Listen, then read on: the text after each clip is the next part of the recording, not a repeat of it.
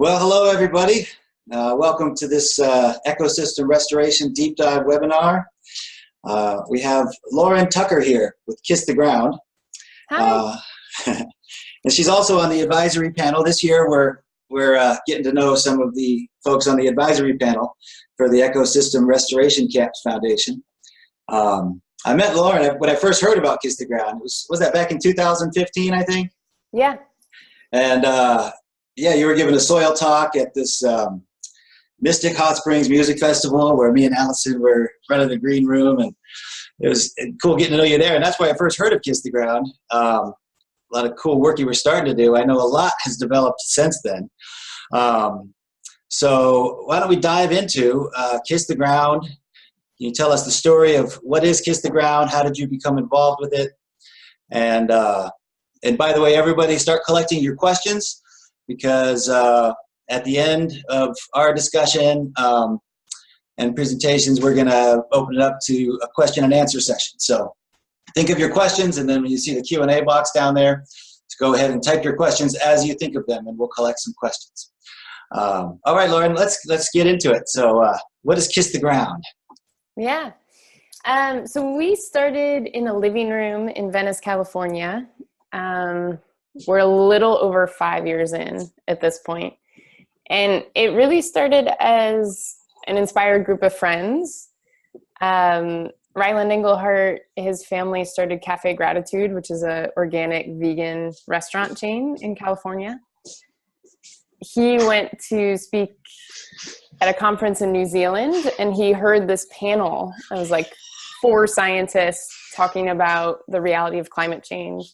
And it was a really depressing panel, and they were all like, go home, kiss your families, like hang out. We got 10 years.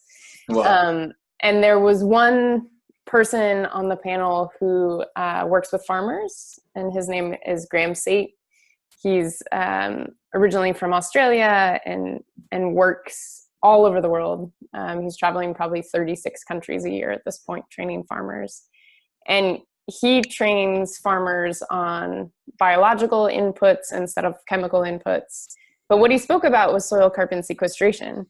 And Ryland is someone who, lives in Venice, California, walks to work, does yoga, uses a reusable to-go coffee cup. Like, we all drive Priuses.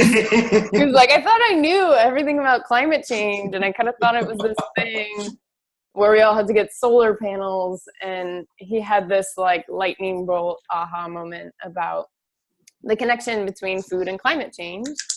And the way we grow our food is either releasing carbon into the atmosphere or it's drawing it down.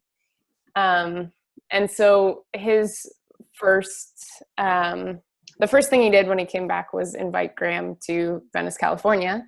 And we gathered, there were probably 60 plus people who are not farmers and not policymakers, just like inspired friends of Ryland's. He's really good at gathering community. And we all listened to Graham speak for hours and hours. He's one of these people that just spouts information. And then it turned into meeting regularly once a week in Ryland's living room. And then a year later, we formed an organization. Our first goal was like everybody in the world should know what we learned. And I think that's an intuitive human response. Like when we first learn something, it's like, oh my God, how do I tell everyone? Like if we just had more education and more knowledge sharing, then the world would be different. And so our first instinct was to make this video called The Soil Story, which talks about the carbon cycle, and we could watch it. And then our second instinct was to start a garden in our community where we could practice and learn about compost and soil regeneration. But then over the years, we've started to understand that it's not as simple as sharing information. Like if you look out there at the number of articles and books and videos and information generation on this topic, it's immense. And we've really realized that our piece and our kind of super power skill set is inspiring people to participate and making those pathways for participation very, very clear.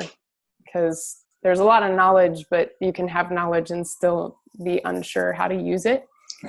And I think that's where we are now is how do we make participation in the regeneration of the planet really, really easy?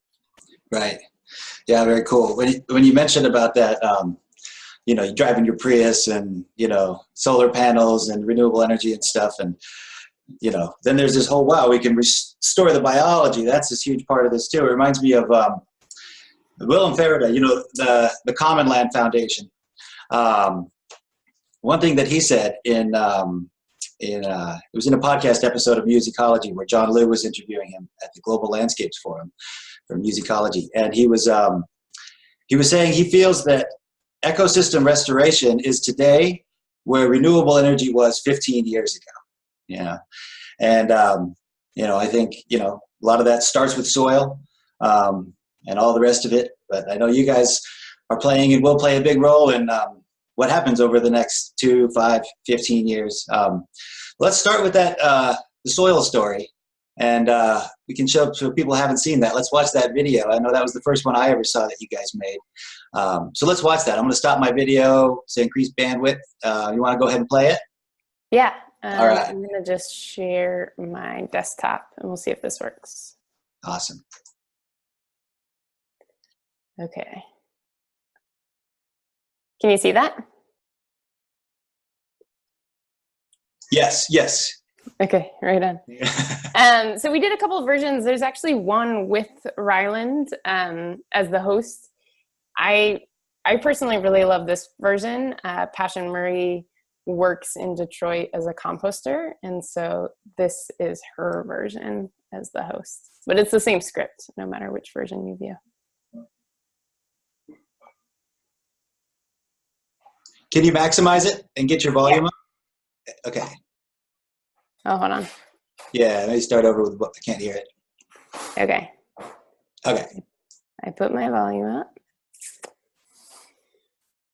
And it's funny how much communications work we do, and I'm still like not a tech human. How do we maximize it? On your lower right, the lower right. This one? No, the other one. The other one.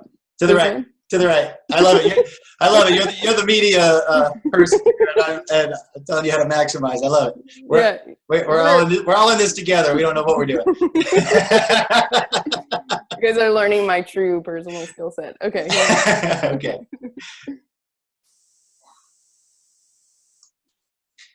There's Lauren. Are we getting any volume? I'm not hearing it. Do you have on your screen share options? Is there a volume? Is there a share sound option or something? Okay, let's try again. Maybe if I take my. Oh, there we go. Try this. Okay. My name is Passion Murray, and I make compost in the city of Detroit. I want to share with you a story about soil, farming, and compost, and how it can be a solution for climate change. Climate change is a big problem. It's happening because there's too much carbon in our atmosphere, but carbon is not our enemy. It's the building block of life. Everything alive is made of it. It's us.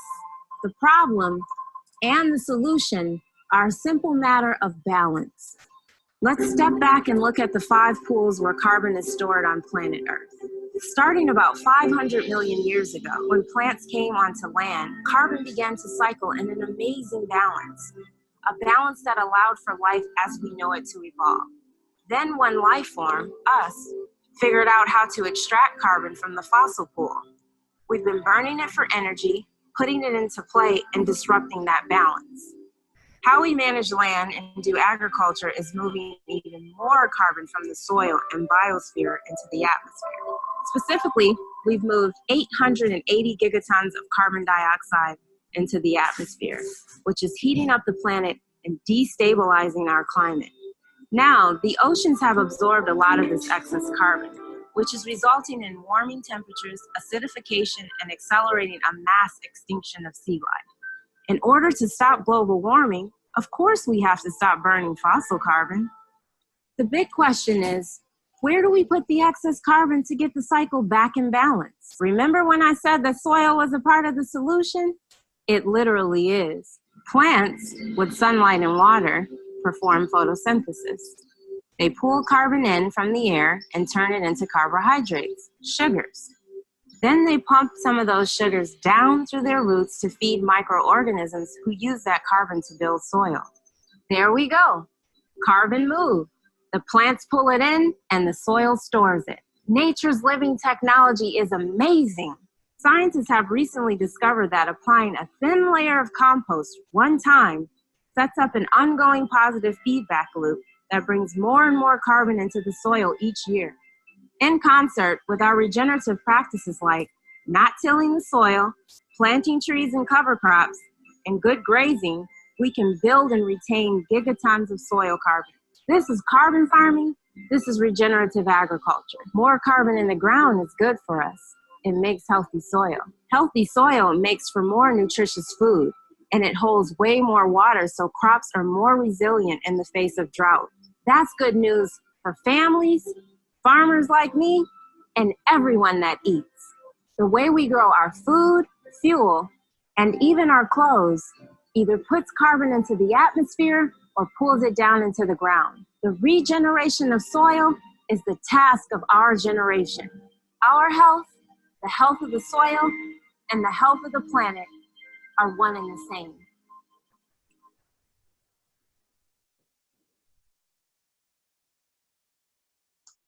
Nice. Thanks for helping me with the tech. Yeah, you know, I'm Mr. Tech, yeah. So yeah, one of the ahas for me, and something that drew me to soil carbon sequestration and the whole regenerative movement was my whole life I really thought we had to fight climate change. I was born in the 80s, and that I think was just the discourse for a really long time. It's like, do less harm, live lightly on the land, like try not to be a human in human form. Like, you are bad. You know, we're fighting big coal, we're fighting. And this whole movement really flipped it for me in that I could be a human that actually participates more in my ecosystem and becomes more human, actually. Like, I could spend more time outside. I could get closer to my food source. I could, you know, like fertilize the land with my own like waste if we want to go there. Have, you know, deeper relationships with all the things around me, and that could be beneficial to the planet. Right. One thing I'm wondering, I love that video and how it visualizes the carbon cycle. It's really great. One thing I've been learning about lately, have you guys been following some of the new research on relations between the greenhouse effects of the carbon cycle and the water cycle, and the effects of water vapor as a feedback and also its own greenhouse, and the role of ecosystems, ecology, surface ecology, and hydrology on that water cycle, and how that is a huge part of this question that we can actually address. Have you guys been looking at that? Is there any material on that yet, or is it it's all kind of new, huh? Yeah, not yet. We've talked about doing some video work. The water for, I think it's called Rain for Climate. Rain for Climate, yeah. Their stuff is amazing. Yeah, they have some good stuff. And something, yeah, so this whole journey for me, and maybe for anyone in this area, it starts with like one fact or one introduction, and then you continue to dive deeper in learning, and it feels like an endless dive. So yeah, wasn't something I understood a couple of years ago, but I understand now that really managing our land for carbon, so how do we capture more carbon in the soil? How are we optimizing photosynthesis, like the soil story talks about? That's kind of like the original piece, but then water always follows carbon in ecosystems. And so once we start getting the carbon cycle in balance, when plants are photosynthesizing optimally, then we can actually bring back rain with trees and and I'm not really good at explaining the details of the water vapor and trapping and how it all works. We'll get there. Volatile organic compounds and the whole thing. Yeah. But very simply, water follows carbon. So it actually took us 5 years until about a month ago to craft our mission statement, because for a long time it was evolving. But our current mission statement is inspiring participation in the regeneration of the planet, starting with soil. And so it's an acknowledgement to everything we've learned. We've learned that we really love inspiring people, but we want to inspire people into pathways to action. Yeah. And then we've also learned that, if we start with soil, there's so much more. Yeah. Are you guys also, are you looking at Walter Jenna's work, the soil carbon sponge and all of that? Yeah, great. Yeah. It's amazing. Really good stuff. Yeah. And there's a lot more coming out there. I recently interviewed John Liu for episode 3 of Muse Ecology, and in the show notes for that, because we talked about this a little bit, I went and there's a pretty good list of some of the resources that we currently have in the show notes for that one. I talked with Walter Jenna and stuff, and there's a lot more that's going to be coming out soon. There's a lot of work being done on this, so look forward to seeing what we can learn. Yeah. And how you guys can make it easy to understand. Well, one of our commitments early on was, can we make things simple and can we make them beautiful? And so it's been interesting to watch that commitment evolve over time. But those are really the only 2 frameworks that we put in place for creation. And it seems to have worked so far. I see there's a couple questions, and I kind of want to answer them as we go. Okay, yeah, let's do that. Relevant? Yeah, let's do that. I think one was about the video, real quick. She says, this reminds me of Sesame Street. And I really do believe that's the level we're at as grown-ups. I love Sesame Street, by the way. Yeah. Yeah, well, something that I've noticed over the years about knowledge transfer is, I think that there's a certain fear around admitting what we don't know. And the more complex we make things, the more they're just less approachable. When things are complex, they're less approachable, and then we actually don't open those doors for learning and asking questions and being inspired and inquisitive. If we see something that's super complex, it's like, oh, somebody else must know what they're talking about. I definitely don't. And then there's maybe a tendency to shut down. The other cool thing about the soil story is, it's a not even 4-minute video. But it actually took almost 2 years. And the reason it took so long is a lot of different people worked on it, but there were so many interviews involved. And the goal was to find a common language around how we speak about carbon and how we speak about the carbon cycle, and find something that could help unite the way the movement itself talks about itself. And, our original intent was we're going to tell the world and billions of people are going to watch this video. And it's so unrealistic. But a lot of different things happened as a result of this video. And one of them is that a lot of different organizations and people started using it as kind of the common way we speak about the carbon cycle. And a lot of that common language came from listening. And from listening how people, to how people are already using language. So yeah, the simplicity was born out of a lot of complexity. Yeah, I like it. Approachable. Yeah, I like that. And it reminds me of something that I know John Liu talks about, and we've talked about quite a bit. This idea that, like you mentioned, that stuff is for those elite sciencey people to understand, and they'll tell us what we're doing about it, as opposed to actually humans in general can have a level of common knowledge about these scientific processes that we're learning about and that are affecting all of us. And that's we can all share that. Yeah. And I really appreciate how you guys are doing a lot of work to help that. Yeah, it's great. Yeah. And then this question is kind of related in that it talks about Is that the other one? yeah, what makes Ryland particularly skilled at let me read it out loud for everybody. Can you describe more about your friend and what he focuses on that makes him particularly skilled at gathering community?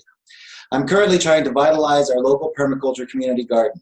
We know that there are people who would love to help out, but are just unaware of the community hub.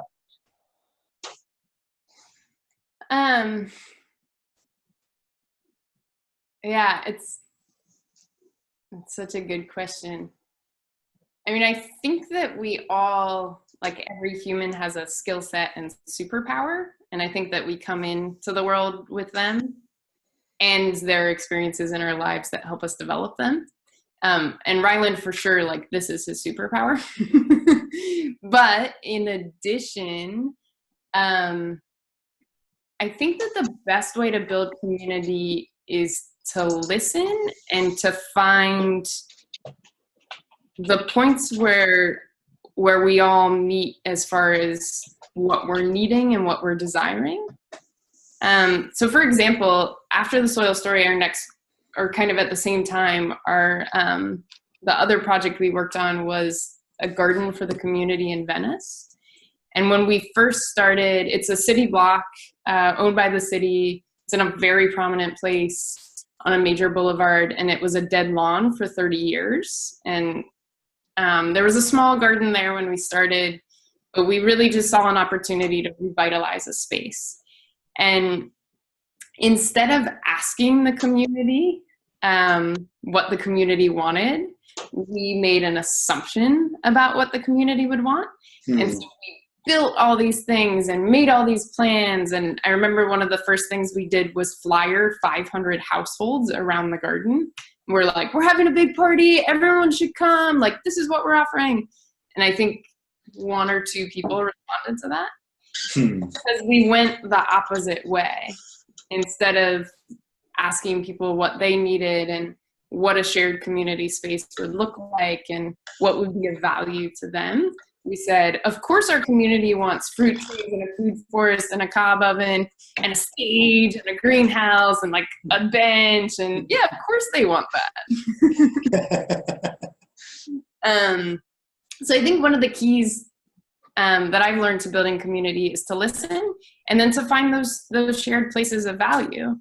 And then also that the more supportive you can be to every individual in your life, in your community, then that becomes a reciprocal relationship. So it's like people email me and I help get them jobs, or I connect them to people in this movement who might be well suited to speak to them.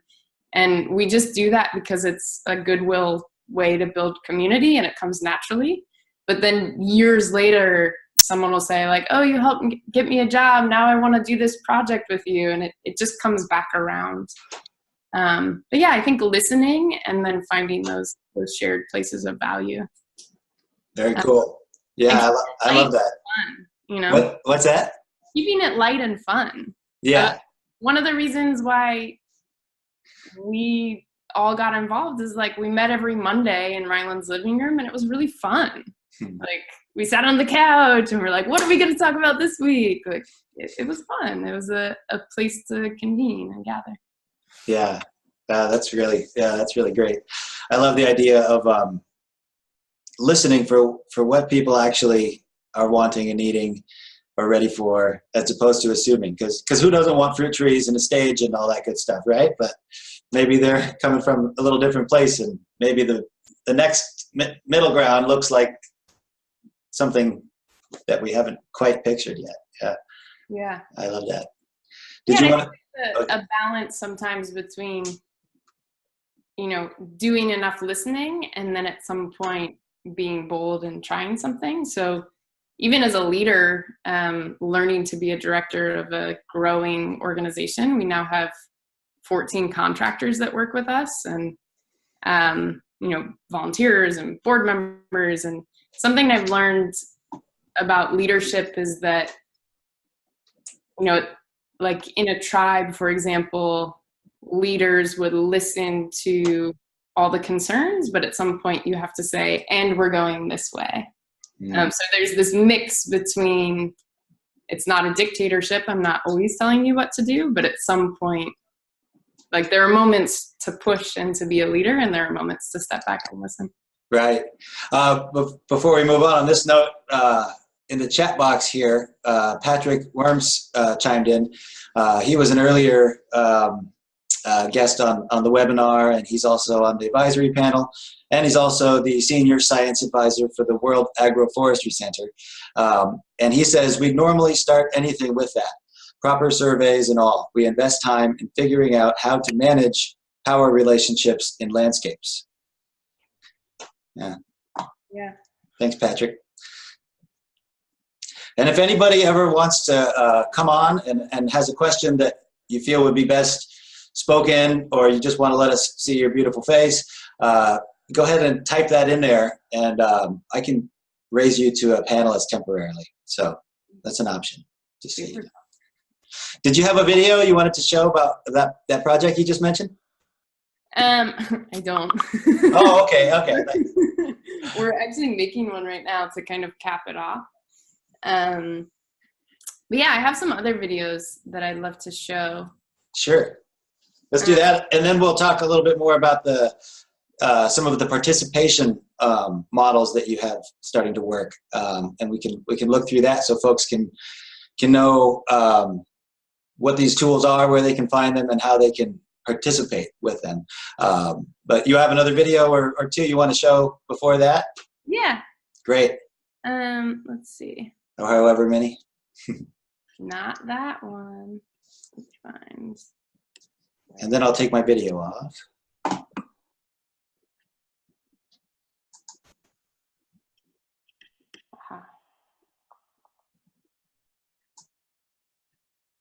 Yeah, so these are just a couple examples of like short fun films that we've started to make, especially to make things accessible.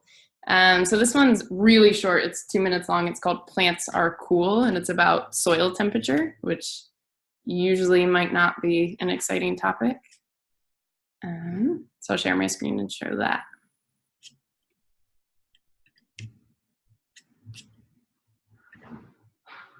Make sure you get this out again, the headphones. Yep, I got it. Okay, cool.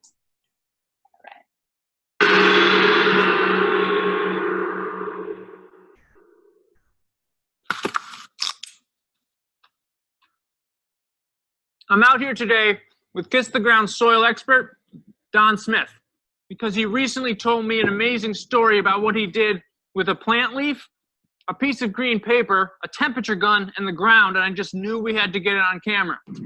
Temperature gun. Nailed it!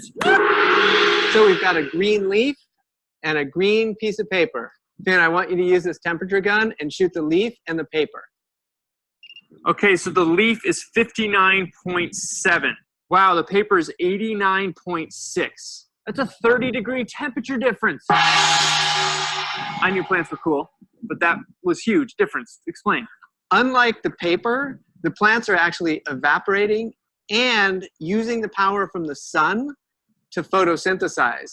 And that process, making carbohydrates, is actually endothermic, meaning it's a cooling process. So they're like solar-powered air conditioners. Yeah, exactly.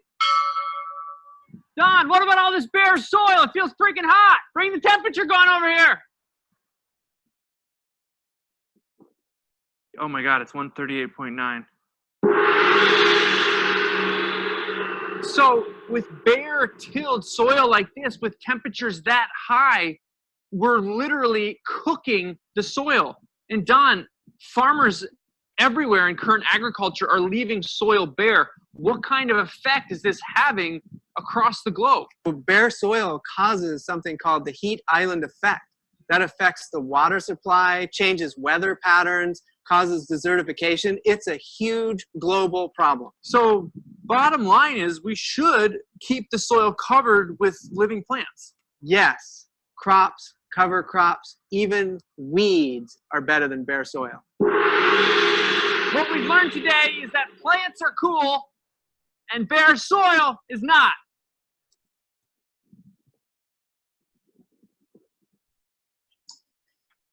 Love it. So yeah, we've been doing some kind of fun stuff like that. From mild to moderate eczema, there's Eucrisa. And then there's that. Okay, sorry. No worries. Again, we're learning. My skill set is not technology. I really like soil much better. Yeah, Benjamin says that has a Bill Nye the Science Guy feel. And Patrick says that was great. Patrick also says, by the way, a purely selfish question. I saw the Kiss the Ground trailer and was smitten. Where can I see the film here in Brussels? Yeah. Where, how can I, yeah. It's so close. We're not there yet. We've been working with really good friends, Josh and Rebecca Tickell. They're up in Ojai, California for the last couple years on a full-length documentary. And there was a final cut a little earlier this year, and some revisions were made, so we're close to a final cut. It's hard. You could kind of keep editing forever. But it should come out in the next 6 months. That's our current trajectory. So Very, very cool. I look forward to seeing it. yeah. So something we discovered is we can make really fun videos. And again, one of our initial maybe naive thoughts was that we could make really cool videos and then suddenly the whole world would be on board. But really we have to create ways for people to participate. And we've started to notice that our audience for videos isn't necessarily consumers, that it's more people who are like ready to get involved, or we have a lot of large corporations that are tracking our videos because they're looking to where they might innovate in the future. And so that's been an interesting experience, finding that, you know, like Unilever watches our videos, but maybe not hundreds of consumers or thousands of consumers. And so we've started to look at it's okay to not reach 1 billion people with a video, and who are we targeting and why, and who really needs to know. I think that business leaders are really important, policymakers are really important, and inspired community members who are going to do things like rally their community to compost or start planting trees in their backyard. And so, yeah, it's been an interesting evolution of, instead of feeling disappointed that, you know, you share a video and it doesn't go viral, we've started to understand like who are the key people that need to jump on the party bus. Who do we need? And then eventually we'll reach that tipping point. Because if we look at the regen ag movement, we're past early adoption and we're really into like the early innovators, and then it hits the biggest part of the curve, which is where most of the movement happens. And I think we're there, which is really, really exciting. Yeah. Yeah, it is. There's one other video that I want to share. We've done a ton. You can check them all out on YouTube, and documentary is coming out pretty soon. Fingers crossed. We did one that was a follow-up to the soil story called The Compost Story, and I'm not going to show that one.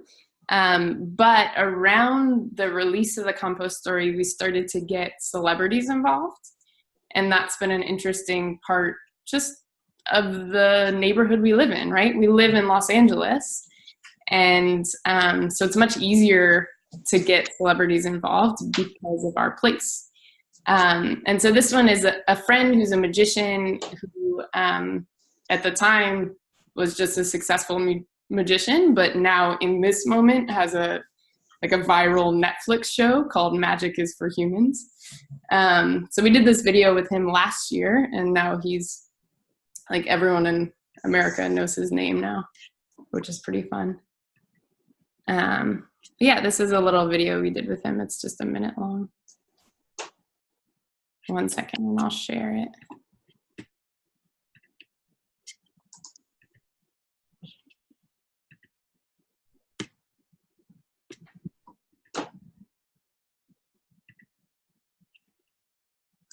Hey guys, I'm Justin Willman, real life magician. This is my real life kitchen. Now, magic is an art form where you can take one thing and somehow make it turn into another thing. Whoa. Now, I just watched the compost story at compoststory.com, and today's my first day composting. Composting, I've learned, is magic. For example, check this out. This is 1 day worth of food waste. All this stuff is about to turn into something else. Watch. With magic, it turns into, oh, okay, see, I'm new to this. So that is not compostable, nor is plastic or plastic stickers. But look at the rest of this. Magic. How does he do it? It's actually nature. You can do it too, so it's not really magic. It's just life. Compost life. Hashtag compost life.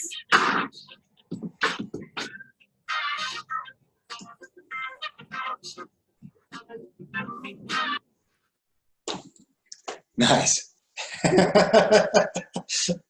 Yeah, I love the silly element. That's important. There's a lot of serious stuff out there about this, but oftentimes we can receive information better when we're like relaxed, you know. So we're like comedians. They're some of the greatest social commentators because it's like, yeah, we're open, you know. And at some point we realized that we were making informational films, which are really important, and we still make them. And late at night when I'm sleepy browsing the internet, I'm not watching informational films. Yeah. Like I have a tendency to click on comedy or like something that's going to take me out of what I'm concerned about or doing every day. So. Right. We got another question by Benjamin here. You can decide whether it's good now or after we look at some of the material that you're going to show, but I'll go ahead and read it so we have it. Is there any way to work together to sort of have Kiss the Ground satellite locations? It doesn't even have to be an official Kiss the Ground group, but it would be great to get some coaching on invigorating potential soil enthusiasts in my area in upstate New York. Perhaps just to check in, get more great advice. We could also be a better feeler for the organization to gauge different states' soil-loving potential. Yeah, that's kind of a good segue into what's our current work. So I can summarize that a little and where we're going with expansion and chapters and stuff. Yeah. So yeah, we started with a video in a garden, and then the next thing we did was we took the soil story film and the compost story film, and we worked with Life Lab. They're an organization that writes educational curriculum out of Santa Cruz, and we created a 5-lesson curriculum for middle school students, and that just got released free online. You can download it on our website. We just released it about a month ago, and so that's where we went next, was to take the educational resources that we have built in the form of videos and make them more accessible and easy for teachers to teach about. And the reason we chose middle school is because that's when you actually learn photosynthesis. So it made sense to expand into more holistic thinking about teaching the carbon cycle, because that's not normally taught in schools. We learn about plants and how they work, and trees and how they work, and rain and how it works, but we don't learn about the cycle. So it's lessons on the cycle itself, how, why soil is amazing, how it's alive, And then it gets into some of the social aspects of how we can support farmers and get to know farmers and what is regenerative agriculture. So we now have an educational program in addition to our storytelling program. And then we started kind of naturally interfacing a lot with the business community, and the role we found ourselves playing was answering a lot of questions and helping point business leaders in the right direction. And so we now have a business education program. And right now, essentially, we're a resource for the business community. So anyone can call us and we're happy to answer supply chain questions or questions about where to get more information. So as a nonprofit, we've just set aside some of our time to do that and be a resource. We're also working on publishing case studies. They're going to start coming out in the next month or so. But our business lead, Annie, she did a series of 20 interviews with business leaders who are investing in regenerative agriculture. So the case studies will outline what they're seeing, what the challenges are, why they're interested in soil carbon, what model their company is looking at. And then we're developing an online course for business leaders as well. And then another thing that emerged for us as a pathway for participation was how we support farmers.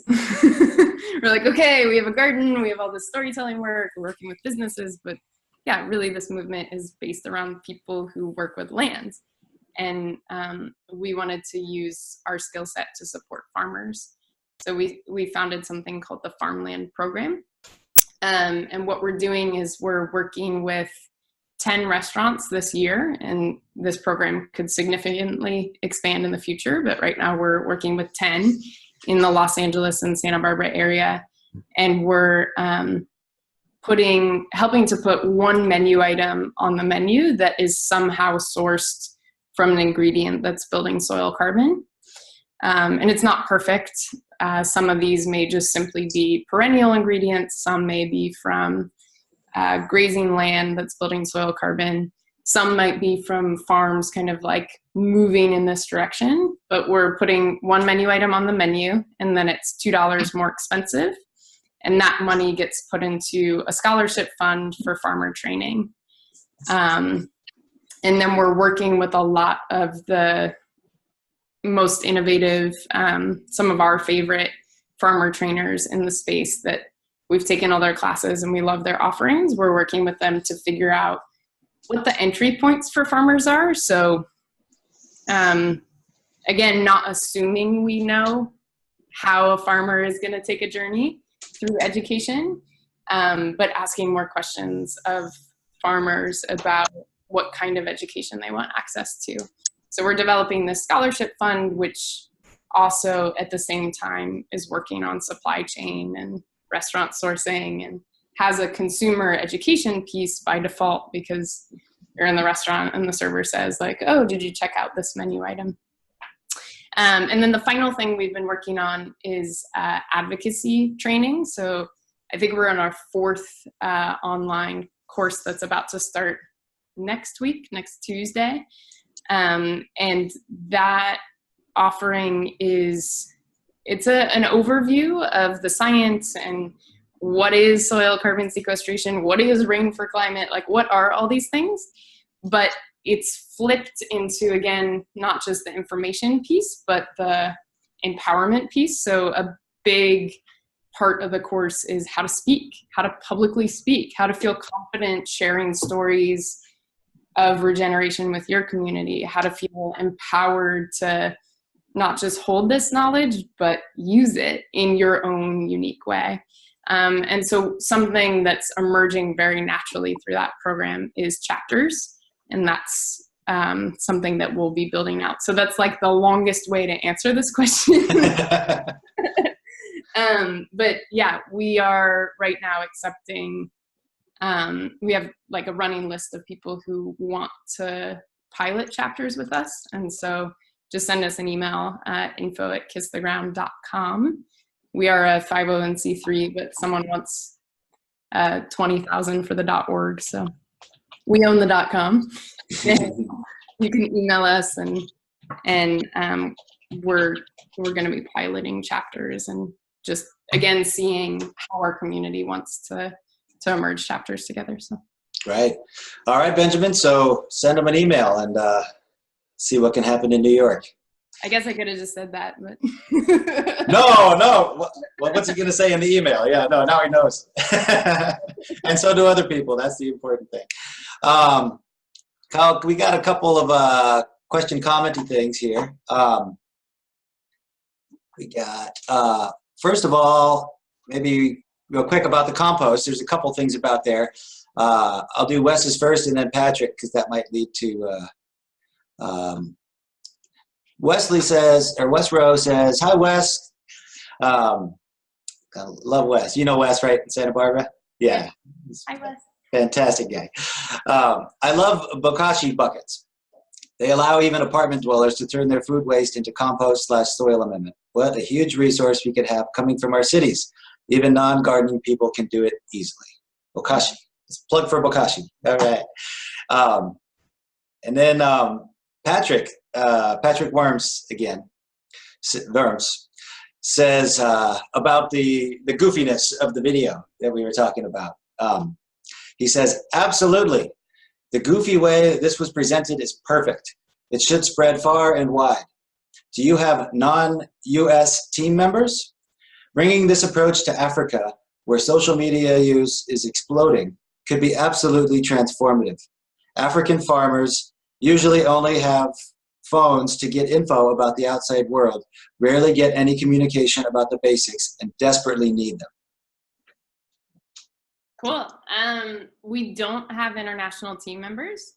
At this point, we're a super small, scrappy team that is producing a lot more than the size of our team. And I really believe in as many collaborations as possible. And so we're happy. Everything we produce is open source. We're really happy to share and to have people translate things too. If you look at thesoilstory.com, you'll see the Soil Story video, but it's been translated into 5 other languages. And what we did is we provided a small budget for editing and provided all the files, and people took that on. And so we're really happy to share and help make those connections happen. And yeah, sure, I'd love to have international team members, but we're not going there yet. Nice. Well, send them an email, Patrick. That's great. Anybody wants to translate into, well, I'm sure Patrick probably knows some people who could do that, so maybe that'll happen. Did you have any of these tools that you wanted to show on the website, what they look like, that you mentioned? Yeah, I actually have a tool I want to show that we're about to release. It's something I'm really excited about. Let's see, how do I share it?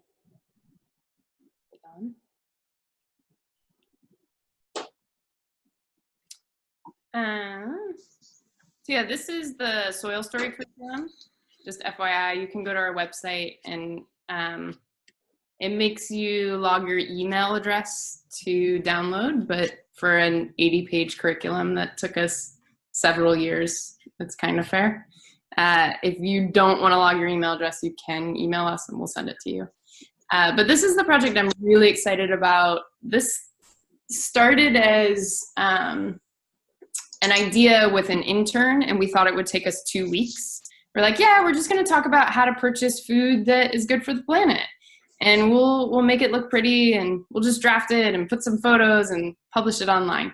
And it took us actually 1.5 years because we received so much feedback from people in the movement, from scientists, from farmers, from people all over the world that we've shared this with. And so this will be releasing in the next couple of weeks, but it's a purchasing guide. We have a short version, about 10-page version, which will be easier to share with social media, but this is 40 pages. And it goes into how to think about eating for the climate. And we kind of separated it into 2 buckets: mitigation. So like, how are you buying more local? Did that travel on a boat to get to you? Those type of questions. And then sequestration. So how we're purchasing food that's actually sequestering carbon.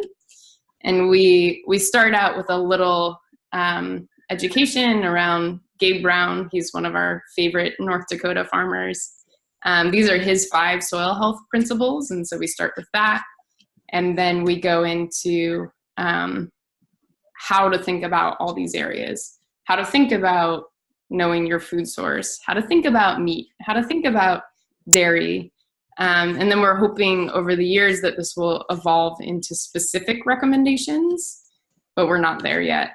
I don't think the movement's quite ready for saying this was sourced in a way that was sequestering carbon and this wasn't. There's a lot of certifications in the works and tools in the works, but we're not there yet. So in the meantime, this is a resource that we'll be releasing at least within the next 2 weeks, maybe even sooner, that really shares all our existing knowledge and hopefully reflects a lot of the community's existing knowledge on how we can start engaging in our food choices as they relate to climate. And where will people be able to find that? Definitely on our website. Kisstheground.com. Yeah. Yeah. Here, I'll show you. That's. Yeah, let's see that. Yeah. So it'll live somewhere on here. This is our website. And if you go up here, you can look at our work. And we have all of our programs. And so that's where the curriculum lives. It lives in the program. Nice. So Don Smith, he works with Kiss the Ground? Yeah, he's been one of our longest standing volunteers. The way I met Don was 5 years ago. We were meeting in Ryland's living room, and I wanted to bring someone to lecture and teach us about compost and someone to teach us about vermicompost. And he came and taught us about worms and never left. Yeah, it's just a wealth of knowledge. Well, he says, he says, hi, Lauren. We do have international Kiss the Ground soil advocates. They are unpaid team members spreading the message. So yes, Patrick, you're on the team. Yeah. Yeah. Don is right. Don's one of the teachers of our of the training that I was talking about, the advocate training. And at this point, we've trained over 100 people 3 different times, and a lot of people are coming from abroad because we're offering it as an in-person in LA or online. And so naturally, we have this growing connected network of people who are advocating all over the world. And that will be available on your website in the next couple weeks, Carla clarifies? Yes. Yeah. All right, great. And then, what's that? On social, we release everything there as well. Like Facebook or whatever other? Facebook, Twitter are both Kiss the Ground CA for California, and then Instagram is just Kiss the Ground. Okay, great. And then for Wes Rowe again, him and Margie at the Santa Barbara Permaculture Network. She says, great talk, loved Kiss the Ground. From the first day, Don Smith told us of the education. Margie and I are using the same Zoom feed. So hi, Margie too. And then they say, Santa Barbara Permaculture Network would love to premiere Kiss the Ground movie in Santa Barbara. Let's do it. All right. What's that? Once it's out, right? Any idea how long that might be? When you said you're almost there, right? Yeah, we've committed to a couple and blown through them, so it's hard to recommit to a future date. But I can tell you that it's really close. Cool. All right, Wes. Well, it's coming. That we had talked about sharing a little bit more about before we close the webinar, which is we've been digging into regenerative organizational development. Right. And it's been a really fascinating journey. So there's there's some books you can read out there. Carol Sanford has an amazing book called The Regenerative Business. And we've been working with Trey, and he came from Savory Institute originally and was developing internally programs for them. And they looked at how do we apply regenerative landscape design? How do we apply that to humans? And so we've been working with him for over a year, and the impact on our organization, I think, has been phenomenal. Are you guys using the holistic management framework? Is that not yet? Not yet. Yeah. But I think that it's derived from it. Right. There are a lot of similarities. So kind of the basis to ground in more in reality, like what is it? The basic concept is when you look at an ecosystem and you're looking at how to regenerate it, you're going to be looking at things like the nutrient cycle or the water cycle, or like how the whole system functions. And when you're looking at an organization, we're looking at communication cycle. So does everyone on our team have the information they need in a timely manner? Are people overloaded? Are people receiving the right amount of information? Like, how's that communication? We're looking at our information cycle, and that's really our new ideas allowed to emerge and our old ideas allowed to die. Are we killing things off as we're emerging new ones? Or is there an imbalance? Are we emerging way too many, generating way too many ideas and not catching up to them? Or are we killing off too much and not letting new things emerge? So just looking at that healthy balance of information. That's cool. And then partnerships. So is our network healthy?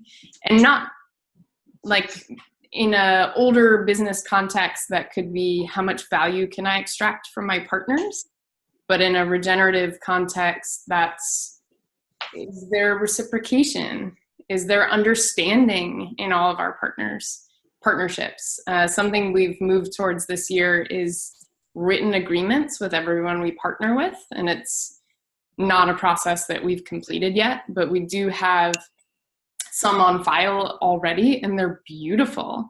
Because people you call all the time to ask for information or you share videos with, like, you kind of have informal understandings, but when you really sit and say, what's our shared mission? Why are we working together? What can you count on me for? What can, I count on you for?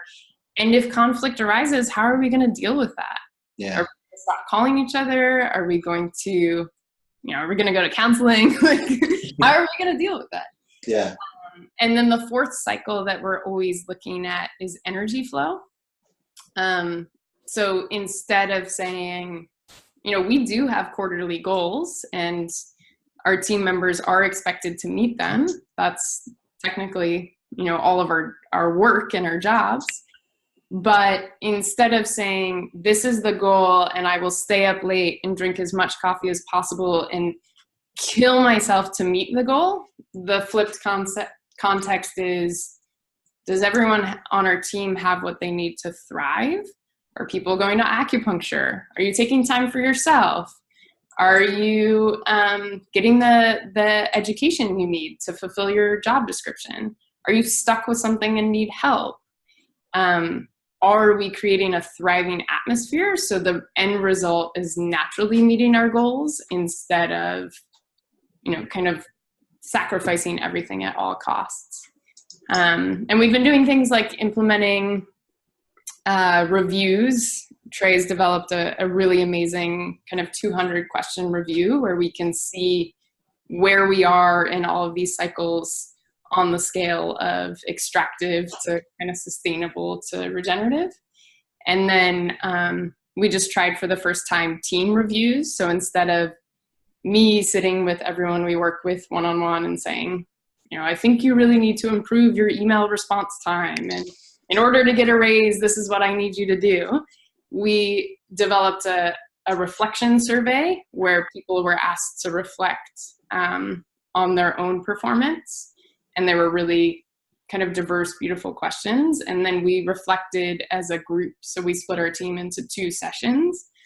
and all sat together and shared what we got from self-reflection and what we need help with and what we're working on, and really held space for each other to grow instead of that kind of top-down, I'm your boss, you got to do it or else. So it's kind of a beautiful process, and I think it's something that's really, really key and important as we develop. We can't expect to totally regenerate the planet and create ecosystems that are thriving without dealing with the humans inside of them. And I think it's something that some of the environmental movement has lacked for a long time. It's like an expectation that you won't be paid well, an expectation to do it at all costs and self-sacrifice, and like all those values have been built into the movement. And I'm excited that we've been exploring flipping that to, yeah, if our team is thriving and rocking, like most likely our work is doing that as well. Yeah. Yeah, it's a deep dive we've been going on and has been really cool. And it's not perfect. It's all like sunshiny roses. It's not perfect at all. Another thing we've uncovered is the invisible structures that we agreed to without even knowing. We agreed to sometimes being flexible with deadlines. And is that really healthy for the health of our organization? Or is it not? We agreed to, fundraising is one person's role. Is that really healthy for the organization or not? So we're also uncovering, like, what are the things we by accident adopted, and how do we shift those and bring that more into the light? Very cool. We got one question here that's related to organizational structure and workflow from Alan Bennett. Says, how do you seek to prioritize the projects, especially where some take years to come to fruition? It's an interesting question. Yeah, I mean, the way we've chosen to organize right now is I listed 5 areas that we're working. Every area has a team lead, so someone who is stewarding the development of that program. And some people are working alone at this point, and some have a team around them. So our storytelling team is much bigger than our advocacy team or our education team. But yeah, we do have a strategic plan that's ever evolving, and we are holding that, like, goals for the year, goals for the next 50 years. We hold that tension a lot in our work. I don't feel like I'm correctly answering the question. Yeah. Basically, Alan, if that didn't cover your question, maybe mention it. We're getting close to the time because I know you have to get going soon, huh? Yeah. But we got Carlos is wondering, I guess he's in either the LA or Santa Barbara area. Hey, Carlos. He's wondering if there's any local working community gardens or farms. He's looking to is there a volunteer coordinator? He's looking. Yeah. Is there any locations in those areas that he could maybe tap into? Yeah. I wish we had a better structure for this. We don't have like an ongoing list of volunteer opportunities.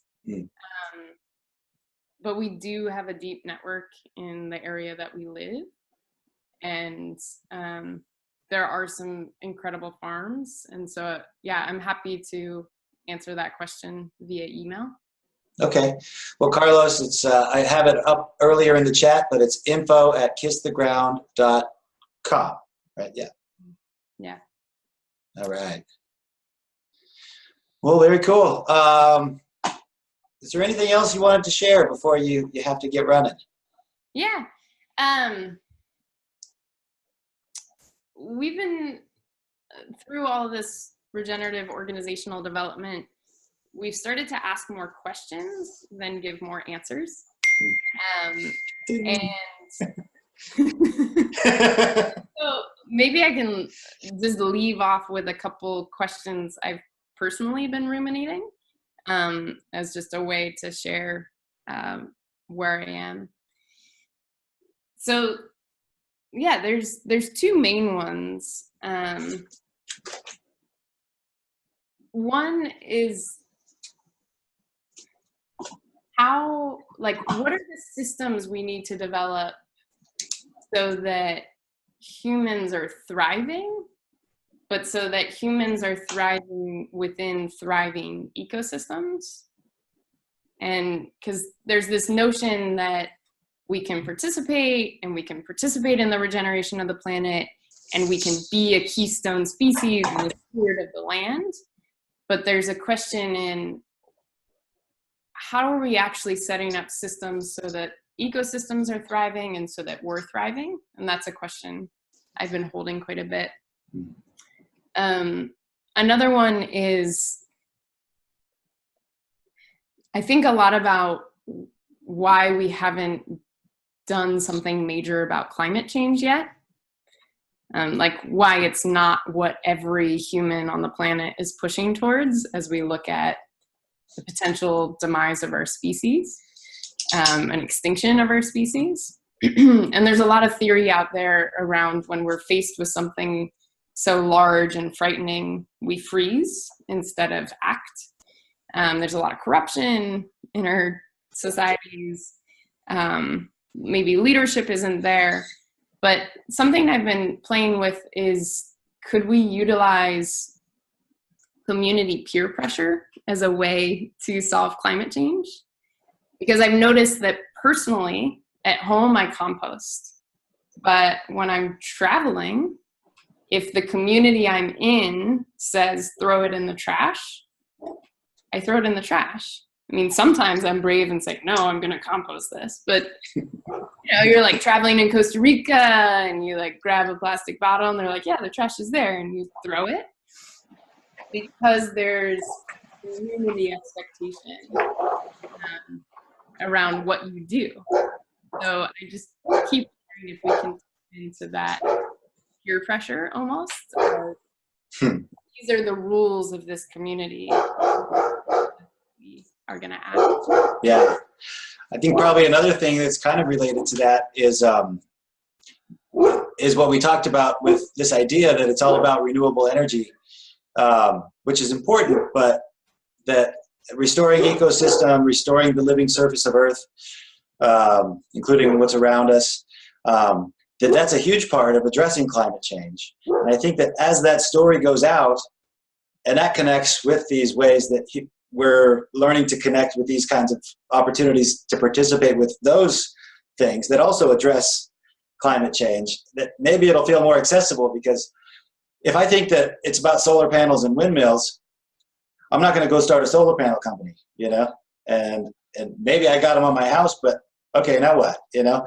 So it feels a little distant when it's all about just carbon emissions. But when it's about the whole carbon cycle and how that relates to the water cycle and how that relates to ecology, and then that ends up bringing it home to all the living creatures that I'm in the neighborhood with, you know? So, Totally.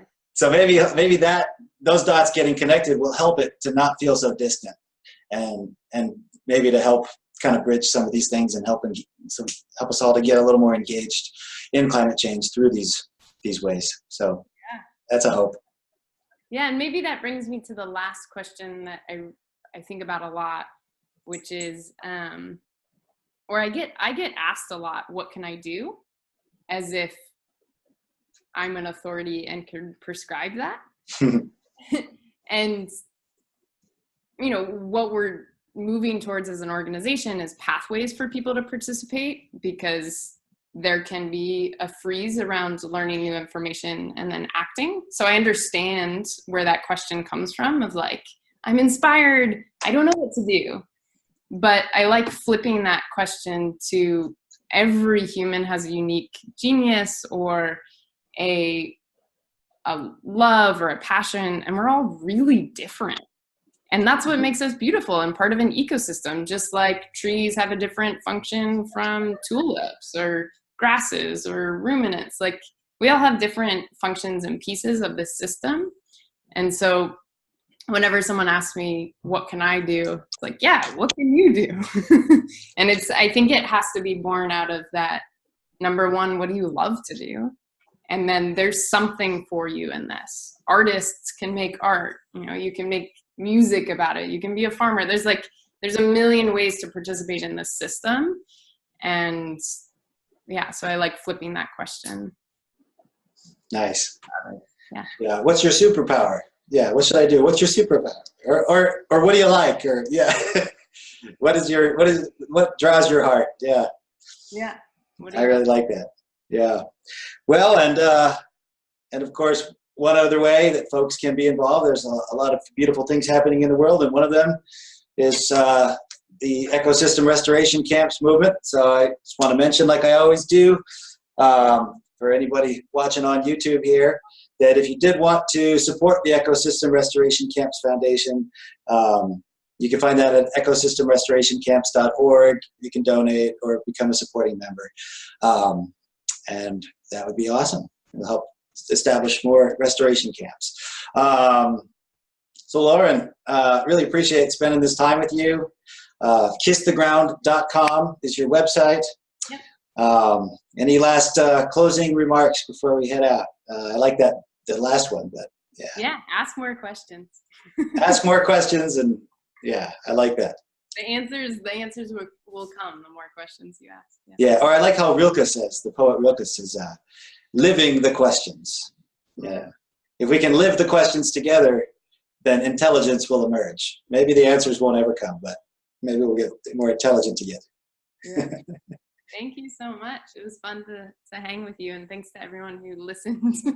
Yes. Value. It's wonderful. Well, thanks so much, Lauren. You have a beautiful day, and all you folks have a beautiful day. I wanted to say next month there will not be a webinar. I will be on my honeymoon with Allison. So, so we'll be resuming in November. All right, everybody. Have a beautiful day. You too.